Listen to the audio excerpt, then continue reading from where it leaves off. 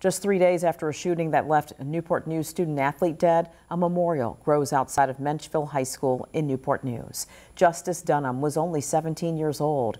Tonight, Angelique Arentock spoke with his father and learned more about what he had planned for the future. Angelique? Nicole, Mike Dunham still can't wrap his head around what happened Tuesday night. His teenage son, Justice, asked to go to a basketball game, but he never returned. Justice was my hero.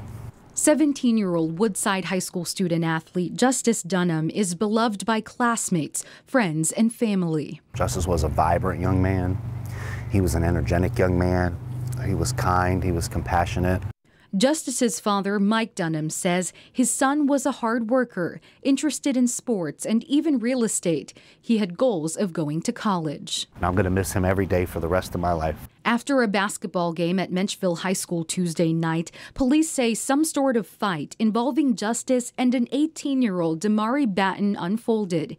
Investigators say Batten fired the single deadly shot. According to court documents, Batten told detectives that he was, quote, jumped by a group of people, during which Batten says he grabbed a gun and fired a shot, not knowing who he hit. Let's say there was a fight. It never has to get to this. Mr. Dunham doesn't know much about what happened that night. I can't think of any configuration of events that would have happened to justify what happened to Justice. Police also say they recovered 2 guns in the car Justice was traveling in. Mr. Dunham says his son didn't have a weapon and he doesn't know who those guns belong to.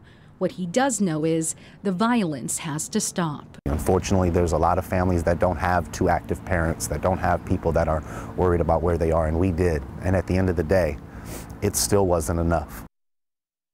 The family is still making funeral arrangements. They will make that information public as soon as possible. The family also asks that any donations go to the Boys and Girls Club of the Virginia Peninsula.